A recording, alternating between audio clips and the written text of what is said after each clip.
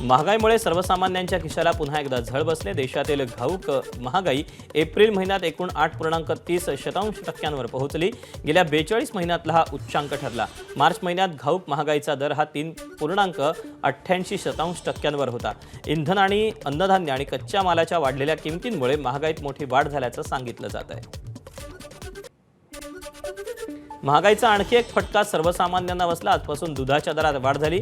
Amul, mother dairy आणि बेरका यांनी दुधाच्या दरात प्रति लिटर 2 रुपयांची वाढ केली। दुधाच्या सर्व व्हेरियंटच्या किमती आता वाढवण्यात आल्यात। वाढीव दर आजपासून लागू झाले असून याचा थेट परिणाम सर्वसामान्यांच्या खिशावर होणार आहे। मुंबईत सीएनजीच्या दरात 2 रुपयांची वाढ झाली। सीएनजीचे दर प्रति किलो 84 रुपयांवर पोहोचलेत। मध्यरात्री 12 वाजल्यापासून सीएनजीचे नवे दर लागू होतील। आखाती देशातील युद्धामुळे सीएनजीच्या दरात वाढ झालेली आहे। राज्यातील बहुतांश सीएनजी पंपांवर अजूनही वाहनांच्या मोठ्या रांगा पाहायला मिळतात। सीएनजी दरवाढीमुळे वाहन चालकांमध्ये नाराजी पसरली। सर्वसामान्य रिक्षा चालक, टेम्पो चालक यांनी निर्णयावर संताप व्यक्त केला। पेट्रोलच्या तुटवड्यामुळे नाईलाजास्तव वाहन चालकांना तासनतास सीएनजी पंपावर रांगेत उभं राहण्याची वेळ आली आहे। पालघर शेजारील गुजरातमध्ये वापी आणि उंबरगाव परिसरात पेट्रोल पंपांवर वाहनांच्या लांबच लांब रांगा लागल्याचं चित्र पाहायला मिळालं। पेट्रोल टंचाई होणार असल्याच्या अफवा सोशल मीडियावर पसरल्यानंतर नागरिकांनी मोठ्या प्रमाणात पेट्रोल भरण्यासाठी गर्दी केली। मात्र अधिकृत स्तरावर कोणतीही पेट्रोल टंचाई नसल्याचं सांगितलं जाते। नागरिकांनी अफवांवर विश्वास ठेवू नये असं आवाहन प्रशासनानं केलं आहे।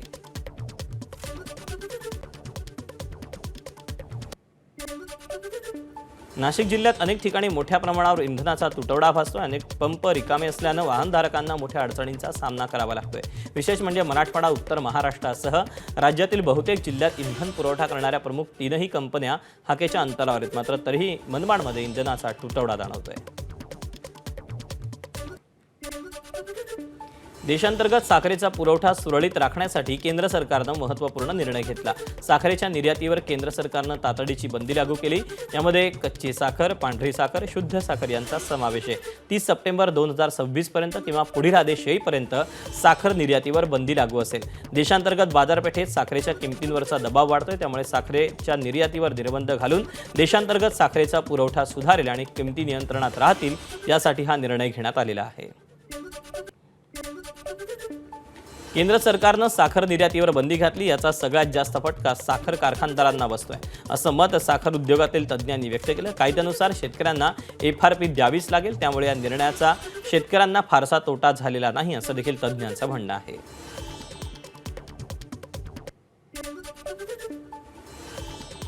शासनाकडे मागणी आहे की एकतर आम्हाला थेट मदत करा, सबसिडी द्या 500 रुपये टनाला ऊसाच्या, आमची कर्ज पुनर्गठन करा, त्याचे व्याजाचे दर कमी करा आणि तातडीने आम्हाला नवीन सॉफ्ट लोन द्या, हे राज्याकडे मागणी आहेत। आणि केंद्र शासनाच्या पातळीवर साखरेचे दर एफआरपीच्या तुलनेत वाढवा आणि त्या तुलनेत इथेनॉलची दर वाढवा, ह्या मागण्या आहेत। त्याचा कुठेही विचार झालेला नाही, त्यामुळं साखरधंदा मुळात अडचणीत आहे, आर्थिक संकटात आहे।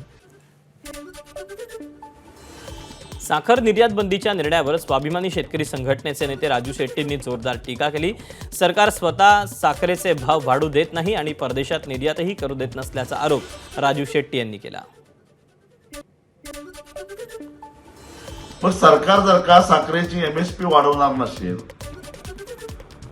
जगाच्या बाजारामध्ये साखरेला भाव चांगला मिळत असेल, तर मग साखर कारखान्यांनी साखर निर्यात का करू नये आणि त्यालाही तुम्ही बंदी घालता, स्वतःही भाव वाढवत नाही, याच्या पाठीमागचं केंद्र सरकारचं लॉजिक काय आहे? पण त्याचा थेट परिणाम हा ऊस उत्पादक शेतकऱ्यांच्यावर व्हायला लागलेला आहे। हा जो सरकारचा निर्णय आहे तो मूर्खपणाचा आहे, भंपकपणाचा आहे असं मी म्हणेन। साखर निर्यात बंदीचा निर्णय घेऊन केंद्र सरकारनं शेतकऱ्यांचं त्यांना वाटोळं करायचं ठरवलं आहे की काय, अशी प्रतिक्रिया कोल्हापूर जिल्ह्यातील शेतकऱ्यांनी दिली आहे।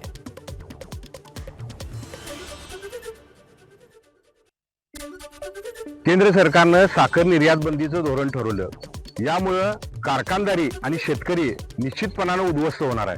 कारण देशांतर्गत साखरेला कमी प्रमाणामध्ये भाव मिळतो आणि जर निर्यात साखर केली तर साखरेला चांगला भाव मिळण्याची शक्यता असते। साखरेला जर चांगला भाव मिळाला तर शेतकऱ्यांना सुद्धा चांगल्या पद्धतीनं त्यांच्या उत्पादन खर्चावर आधारित त्यांना हमीभाव चांगल्या पद्धतीनं देता येईल. आणि ही भूमिका साखर निर्यात बंदी करून सरकारनं शेतकऱ्यांचं वाटोळं लावायचं असं ठरवलेलं आहे काय कोणास ठाऊक. अत्यंत गंभीर व तातडीने साखर बंदीचा आदेश काढलेला आहे, तो त्वरित मागे घ्यावा अशी आमची एक शेतकऱ्यांची मागणी आहे. परवाच गेल्याच आठवड्यामध्ये फक्त 100 रुपये FRP वाढवली. 100 रुपये कुठल्या बेसवर वाढवली ह्याचं काही गणित आम्हाला कळालेलं नाही. कारण 100 रुपये म्हणजे एकदम छोटीशी मदत आहे शेतकऱ्यांसाठी. कारण वाढलेले खताचे दर आणि उत्पादन खर्च वाढलेला जर हिशोब करायला गेला तर 100 रुपये कवडी मोल आहे. त्याचबरोबर आता लगेच साखरवर निर्यातीवर बंदी घालून शेतकऱ्यांच्या परत ताटामध्ये मीठ कालवण्याचं काम, अन्नामध्ये मीठ कालवण्याचं काम हे केंद्र सरकार केलेलं आहे. केंद्र सरकारनं साखरेच्या निर्यातीवरची बंदी जी तात्काळ लागू केलेली आहे. केंद्र सरकारच्या निर्णयाचा राष्ट्रवादी काँग्रेस पार्टी, शरदचंद्र पवार पक्षाचे ज्येष्ठ नेते जयंत पाटलांनी कडाडून विरोध केला. कोणतीही ठोस पूर्वतयारी न करता हा निर्णय घेण्यात आला असून सरकारनं तातडीनं याचा पुनर्विचार करून निर्यात बंदी मागे घ्यावी अशी मागणी पाटील यांनी केली आहे. एकीकडे खरीप हंगामाच्या पार्श्वभूमीवर शेतकऱ्यांनी तयारीला सुरुवात केली असताना दुसरीकडे रासायनिक खतांच्या किमतीत 15 ते 20% वाढ झाली. या वाढत्या किमतींमुळे शेतकऱ्यांना मोठा आर्थिक फटका बसणार असून पंतप्रधान नरेंद्र मोदी यांनी रासायनिक खतांचा वापर कमी करण्याचं आवाहन केलं. धुळे जिल्ह्यात खरीप हंगामात कपाशीचं सर्वाधिक उत्पन्न घेतलं जातं. कपाशीसाठी रासायनिक खतांच्या वापराबाबत शेतकऱ्यांकडून मोठ्या प्रमाणाचा या ठिकाणी वापर केला जातो. मात्र वाढत्या किमती या शेतकऱ्यांची डोकेदुखी ठरणार असून पुढील काही दिवस रासायनिक खतांच्या किमती या वाढत्या राहणार असल्याचं सांगण्यात येत आहे. शेतकऱ्यांकडनं व्यापाऱ्यावर प्रेशर राहणार आहे. कृषी अधिकाऱ्यांचं देखील, प्रशासनाचा देखील व्यापाऱ्यांवर प्रेशर राहणार आहे. यावेळेस तो दुही मनस्थितीत व्यापारी आज फसलेला आहे. त्याची चूक नसताना काही ठिकाणी जुन्या भावाचा खत आहे. दर येणाऱ्या रॅकला रेट वाढता येते, रेट वाढलेले वाढतात. जुन्या आणि नव्या भावामुळं हा सगळा गोंधळ उडणार आहे मार्केटमध्ये. मी एवढंच म्हणेल की आज परिस्थिती व्यापाऱ्याची अशी, आई जेवू घालेना आणि बाप भीक मागू देना, अशी आजची व्यापाऱ्याची परिस्थिती आहे. राज्यात खर्चाला कात्री लावण्यासाठी सरकारकडून महत्त्वाच्या उपाययोजना जाहीर करण्यात आल्या. सरकारनं परदेश दौऱ्यावर निर्बंध घालत सार्वजनिक वाहतूक वापरण्याचा सल्ला देण्यात आला असून सर्व विभागांना डिजिटल बैठक घेण्याचे आदेश देण्यात आले. वरिष्ठ अधिकाऱ्यांनी आठवड्यातून एकदा मेट्रो, लोकल किंवा बसनं प्रवास करण्याच्या सूचना देण्यात आलेल्या आहेत. पंतप्रधानांनी काटकसरीचं आवाहन केल्यावर मुख्यमंत्री देवेंद्र फडणवीसांनी बाईकवरून विधानभवनाकडे प्रवास केला आणि तिथूनही मंत्रालयाकडे ते बाईकनंच रवाना झाले. तर उपमुख्यमंत्री एकनाथ शिंदे यांनी ईव्हीचा वापर करत प्रवास केला. तर दुसरे उपमुख्यमंत्री सुनेत्रा पवार यांनीही मंत्रालयाकडे जाताना ईव्हीचाच वापर केला. मुख्यमंत्री, उपमुख्यमंत्र्यांचा कित्ता जवळपास सर्वच मंत्र्यांनी गिरवला. बहुतांश मंत्री ईव्हीनं दाखल झाले तर मंत्री अतुल सावे चालत विधानभवनात आले. मंत्री भुजबळांनीही आपल्या ताफ्यातल्या गाड्यांची संख्या कमी केली. माननीय प्रधानमंत्री महोदयांनी जे काही निर्देश दिलेले आहेत ते देशहिताकरता आहेत आणि म्हणून आपापल्या परीनं जे करता येईल ते करण्याकरता आम्ही सगळे प्रयत्न करतो आणि म्हणून सिम्बॉलिकली त्याचा प्रचार झाला पाहिजे.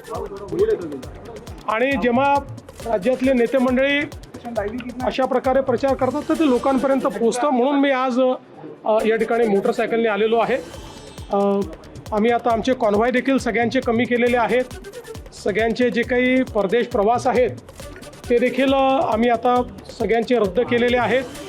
आणि वेगवेगळ्या प्रकारे इंधन बचत कशी करता येईल, परकीय चलन बचत कशी करता येईल, हाही आमचा प्रयत्न असेल.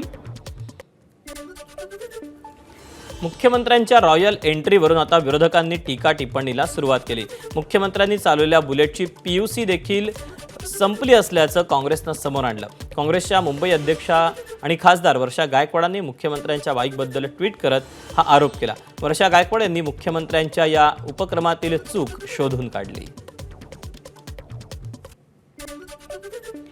वरच्या गायकवाडांच्या टीकेनंतर भाजप नेते नवनाथ बन यांनी ट्विट केलं, संबंधित वाहन हे पोलीस विभागाचं आहे, ते स्वतः मुख्यमंत्री महोदय चालवणार असल्यानं पोलिसांनी योग्य ती खबरदारी आधीच घेतली होती. काल त्याची सर्व्हिसिंग सुद्धा झाली होती, अशी माहिती नवनाथ बन यांनी दिली. तर काँग्रेस कागदपत्रांमधील तांत्रिक बाबींवरून प्रसिद्धी मिळवण्याचा प्रयत्न करत असल्याची टीकाही त्यांनी केली. खर्च कमी करण्यासाठी केंद्रीय मंत्री नितीन गडकरी यांनी बसमधून प्रवास केला, मात्र त्यांच्या बसच्या मागे कार्यकर्ते आणि अधिकाऱ्यांच्या गाड्यांचा मोठा ताफा दिसला. गडकरींच्या बसमागे तब्बल 30 ते 40 गाड्या असल्याचं समोर आलं. पंतप्रधान मोदींच्या पेट्रोल बचतीच्या आवाहनानंतरही मंत्र्यांच्या ताफ्यातील गाड्यांची संख्या ही लक्षणीय असल्याची चर्चा यानंतर रंगू लागली आहे.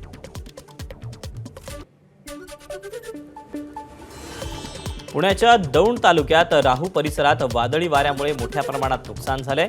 पिलांडवाडी येथील शेतकरी बाळासाहेब शेंडगेंच्या 4 खोल्यांचे पत्रे उडून गेलेत, त्यामुळे पंचनामा करून नुकसान भरपाई द्यावी अशी मागणी त्यांनी सरकारकडे केली. याशिवाय वादळी पावसामुळे शेतीचंही मोठ्या प्रमाणात नुकसान झालंय. सांगलीच्या जत तालुक्यात वादळी वाऱ्यानं तडाखा दिला. वादळी वाऱ्यानं घरांची मोठी पडझड झाली. 100हून अधिक घरं, गोठ्यांचे छत उडून गेलेत, तर काही ठिकाणी भिंतीही कोसळल्यात. अनेक ठिकाणी विद्युत खांबही कोसळलेत. अनेक रस्त्यांवर झाडंही उन्मळून पडली आहेत. अहिल्यानगरच्या संगमनेर तालुक्यातील आश्वीसह पंचक्रोशीतील गावांना अवकाळीनं तडाखा दिला. अचानक विजांचा कडकडाट, वादळी वारा आणि गारांसह झालेल्या जोरदार पावसामुळे मोठ्या प्रमाणात नुकसान झालं. अनेक ठिकाणी झाडं उन्मळून पडली, त्यामुळे वाहनांचं देखील नुकसान झालं, तर काही ठिकाणी घराचे पत्रे उडून गेले. या अवकाळी पावसानं काढणीला आलेल्या तसंच शेतात साठवून ठेवलेल्या कांदा पिकाचं नुकसान केलंय. गोंदिया जिल्ह्यात सडक अर्जुनी तालुक्यात वादळी वाऱ्यासह पावसाच्या तडाख्यानं मोठ्या प्रमाणात नुकसान झालं. वादळी वाऱ्यामुळे अनेकांच्या घरावरचे छत उडाले, तर झाडांची सुद्धा मोठ्या प्रमाणात पडझड झाली. मुख्य मार्गावर झाडं उन्मळून पडल्यानं काही वेळ या मार्गावरची वाहतूक ठप्प झाली होती. तर मळणी सुरू असलेल्या मका आणि धान पिकाचं सुद्धा मोठ्या प्रमाणात नुकसान झाल्यानं शेतकऱ्यांवर आर्थिक संकट कोसळलंय. साताऱ्यात काल झालेल्या वादळी वाऱ्याचा मुसळधार पावसामुळे लक्ष्मी टेकडी भागात अनेक घरांचं मोठं नुकसान झालं. काही कुटुंबांची पत्र्यांची घरं उडून गेली. संसार यामुळे उघड्यावर पडलेत. घरगुती साहित्याबरोबर शैक्षणिक साहित्य देखील मुलांचं भिजलंय. प्रशासनानं रात्री उशिरा भागाला भेट देऊन पाहणी केली. सगळे तिथलं आम्ही ह्याच्यावर होतं कामावर, आम्ही आल्यावर बघतो काहीच नाही. आमचं काही एवढं तर सगळी नुकसान पाणी झालं आपल्याला. आता पोरं 2 पोरं होता, शेजार होत. असं रडू नका. पत्रे घरात त्यावेळेस लहान मुलं होती का? त्यांना काही इजा नाही ना झाली? आमचं शेजारच्या घरात येऊन बसले.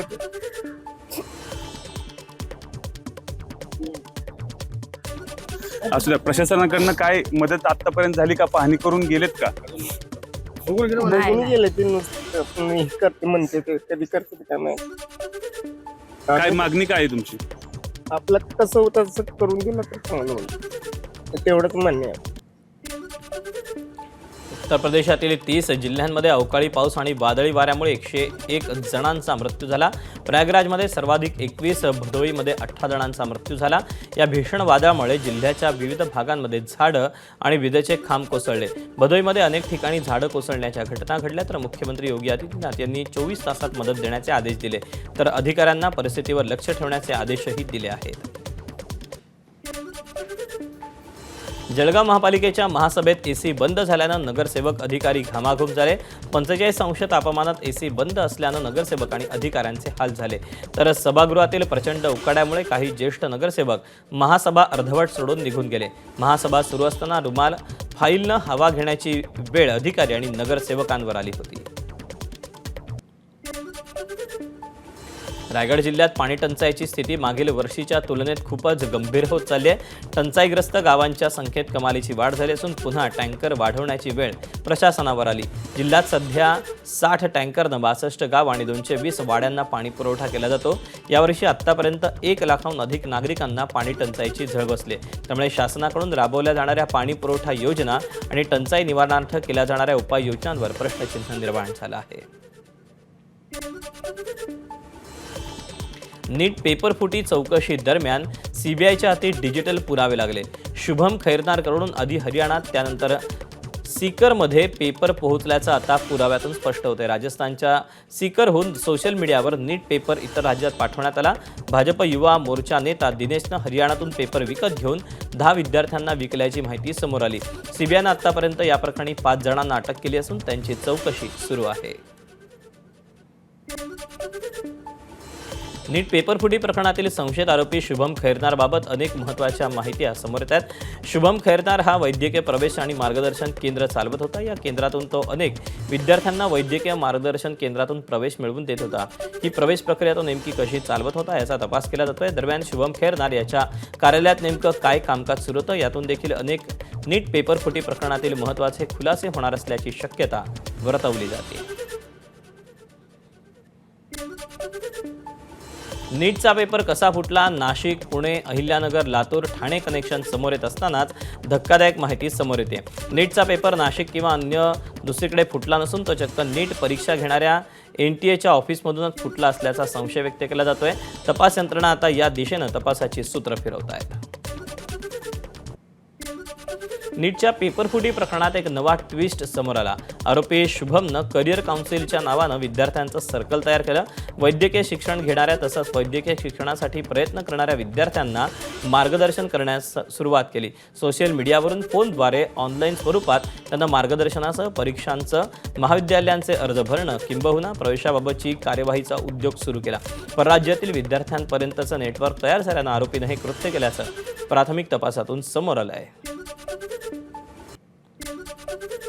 नीट पेपरफुटी प्रकरणातील 5 आरोपींना न्यायालयात हजर करण्यात आलं होतं. दिल्लीच्या राऊज एव्हेन्यू परिसरातील सीबीआय न्यायालयात या 5ही आरोपींना हजर करण्यात आलं. यामध्ये शुभम खैरनारसह जयपूरहून पकडलेले 3 आणि हरियाणाचा 1 आरोपी यांचा समावेश आहे. नीट पेपरफुटी प्रकरणात तपास सुरू असताना आणखी एकाला ताब्यात घेण्यात आलं. सीबीआयच्या तपासाची व्याप्ती आता महाराष्ट्रातही वाढली असून नाशिक, पुण्यातून अटक सत्र सुरू झाले. नगरमधून ओंकार शिंगोटे या विद्यार्थ्याला अटक करण्यात आली. ओंकार शिंगोटे पुण्यातील वाघोली भागातील एका महाविद्यालयात शिक्षण घेत होता. नीट पेपरफुटी प्रकरणात ताब्यात घेतलेल्या महिलेची धक्कादायक माहिती समोर आली. नीट परीक्षेदरम्यान मनीषा वाघमारे हिच्याकडे तब्बल 21 वेगवेगळ्या बँक खात्यातून लाखो रुपये जमा झाल्याची माहिती तपासातून समोर आली. ही रक्कम पेपर विक्रीसाठी किंवा त्यासंबंधी व्यवहारासाठी घेण्यात आल्याचा संशय व्यक्त केला जातोय. नीट पेपरफुटी प्रकरणात मनीषा वाघमारेची सीबीआयकडून चौकशी सुरू आहे. अटकेत असलेल्या धनंजय लोखंडेसोबतचं मनीषाचं टेलिग्राम आणि व्हॉट्सॲप चॅट समोर आलं. वेगवेगळ्या 21 बँक खात्यातून मोठी रक्कमही ट्रान्सफर झाल्यामुळे मनीषावरचा संशय बळावला आहे. नीट पेपरफुटी प्रकरणाच्या तपासाला वेग आला असून सीबीआयचं पथक लातूरमध्ये दाखल झालं. या कारवाई दरम्यान एका व्यक्तीला ताब्यात घेण्यात आल्याची माहिती समोर आली. दुसऱ्या एका व्यक्तीची चौकशी सुरू आहे.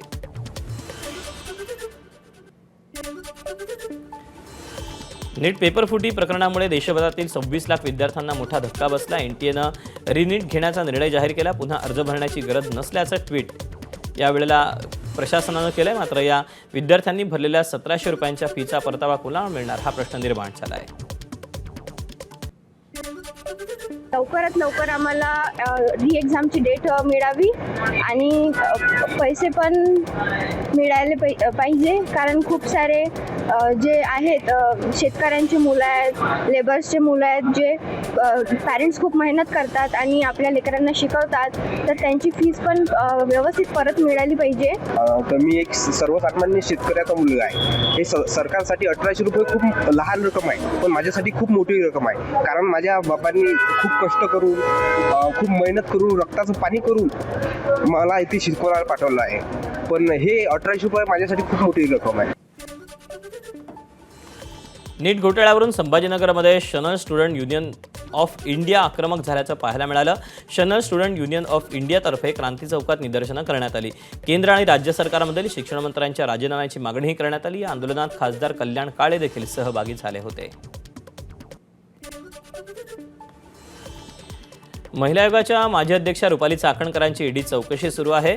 भोंदू अशोक खरात प्रकरणी सकाळी 10:30 वाजल्यापासून चौकशीला सुरुवात झाली. भोंदू बाबा अशोक खरातनं धाक दाखवून खंडणी उकळल्याच्या तसंच अनेक बेनामी अकाउंटच्या माध्यमातून गैर उलाढाल केली. तर रुपाली चाकणकर या अशोक खरातच्या निकटवर्तीय मानल्या जातात. त्यामुळे या सगळ्यात रुपाली चाकणकर यांचा देखील सहभाग आहे का याची चौकशी सध्या ईडीकडून केली जाते.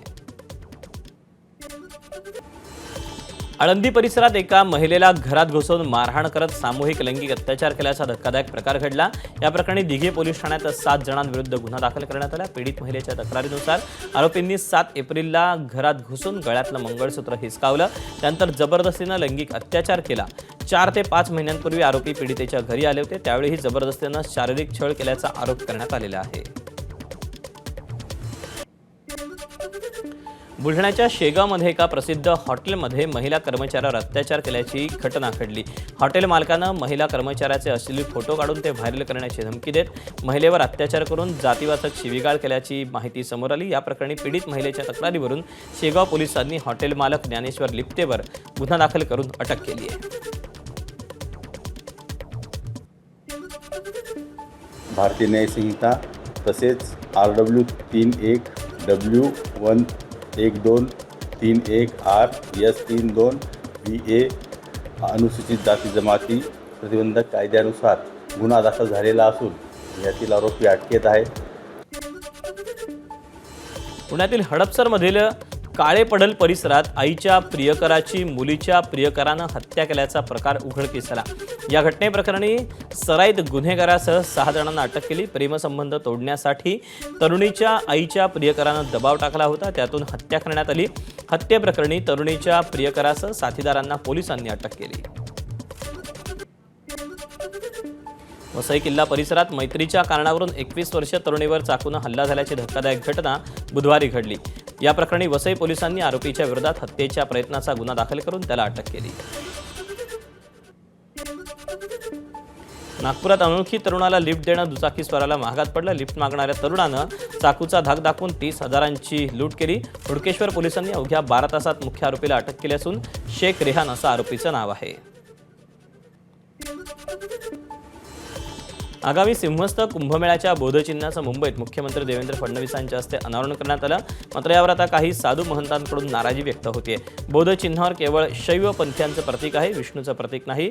अमृत कुंभ घेऊन जाणारा गरुड नाही. बोधचिन्ह अनावरणाच्या पार्श्वभूमीवर जो व्हिडिओ बनवला आहे त्यात काशीचा घाट दाखवण्यात आलाय असे अनेक आक्षेप काळाराम मंदिराचे पुजारी महंत सुधीरदास यांनी घेतलेत. त्यामुळे सरकारने यात बदल करावा अशी मागणी त्यांनी केली.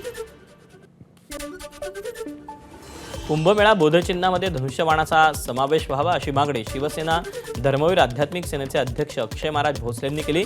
नाशिक नगरी रामरायाच्या पावन स्पर्शानं पुनीत झालेली भूमी आहे. त्यामुळे रामरायाचं प्रतीक म्हणून कुंभमेळ्याच्या बोधचिन्हामध्ये धनुष्यबाणाचा समावेश असावा असं मत त्यांनी मांडलं. अमरावतीसह ग्रामीण भागाचा पाणीपुरवठा बंद करण्यात आला. महाराष्ट्र जीवन प्राधिकरणानं 18.81 कोटींचं बिल थकवलं. त्यामुळे जीवन प्राधिकरण कंत्राटदार असोसिएशन थकीत बिलासाठी आक्रमक झाली. छत्रपती संभाजीनगरच्या लासूर बाजार समितीत प्रति किलो कांद्याला अवघ्या 1 रुपयांचा दर मिळाला. त्यामुळे शेतकऱ्यानं कांद्यावर झोपून संताप व्यक्त केला. अखेर सचिव संतोष पवार यांनी कांद्याच्या गाडी भाड्याची तूट भरून निघावी म्हणून नुकसान भरपाई देण्यासाठी व्यापाऱ्याकडून कांद्याला 50 रुपये प्रति क्विंटल अधिकचा वाढीव दर देऊन मदत केली. नवी मुंबईच्या APMC मार्केटमध्ये कांद्याचे दर स्थिर असल्याचं चित्र आहे. कांद्याच्या 70 ते 80 गाड्या येत आहेत, तर कांद्याला प्रति किलो 10 ते 12 रुपयांचा दर मिळतोय. काँग्रेसनं केरळ राज्याच्या मुख्यमंत्री पदासाठी VD सतीशन यांची घोषणा केली. केरळमध्ये 10 वर्षांनंतर काँग्रेसची हाती सत्ता आली. त्यामुळे मुख्यमंत्री पदासाठी चांगलीच चुरस होती. काँग्रेसचे सरचिटणीस KC वेणुगोपाळ, महाराष्ट्राचे काँग्रेस प्रभारी चेन्नीथला यांचं नाव मुख्यमंत्री पदाच्या शर्यतीत होतं. मात्र अखेर VD सतीशन यांनी बाजी मारली. दिल्लीतील काँग्रेस मुख्यालयाबाहेर धन्यवाद केरळम असा लिहिलेला एक C वेणुगोपाळ यांच्या फोटोसह मोठा बॅनर लागला. मागच्या मुख्यमंत्रीपदी VD सतीशन यांच्या नावाची घोषणा झाली. ABP माझा, उघडा डोळे बघा नीट.